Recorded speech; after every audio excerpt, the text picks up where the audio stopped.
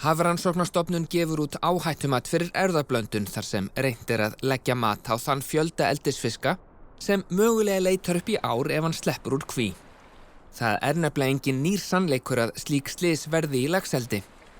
Samkvæmt áhættumatinu fræðilega gert ráð fyrir að tugir þúsunda laxa sleppi úr kvíum við Íslandsstrendur árlega. En það sem gerðist í Patreksfirði kom mönnum samt að óvörum.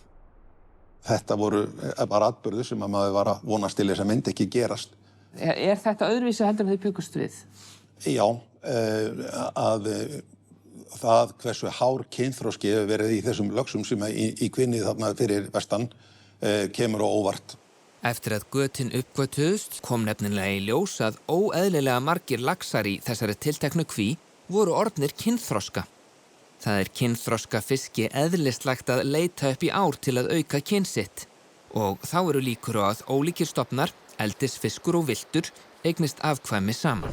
Í áhættumatinu gert ráð fyrir því að það sé ljósastýring eða ljós í kvíunum sem að rauninni platar fiskinn þannig að hann sér ekki mun á daglengdinni þannig að hann heldur að það sé eilíft sumar og ekki lagður á stað í kynþroska og þá virðist að vera að þarna hafi eitthvað klikkað þannig að þessi fiskar voru kynþroska, sluppu út stórir tiltölulega seint að sumri þannig að þeir fóru að leita upp í ár.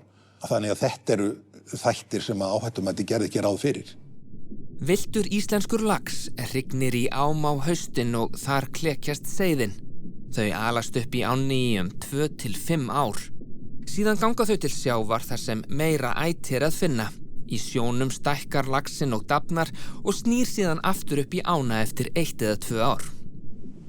Laxinn sem alinn í kvíum við Íslandsstrendur, þar með talið sá sem slapp frá Arctic Fish ekki af íslenska stofninum, heldur norskur lax sem hefur verið ræktaður sérstaklega svo hann henti til eldis.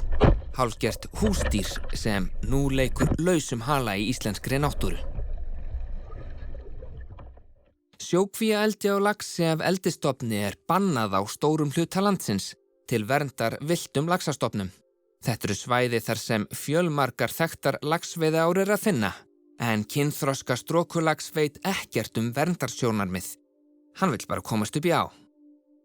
Þetta versti tími til þess að missa fisk í þessu ástandi út og það það sem gerir þetta mál mjög sérstakt og alvarlegt. Það að segja hátt kynþroska hlutfall og það hversu þá stór hluti fiskana sem mögulega hafa sloppið eru að leita upp í árnar.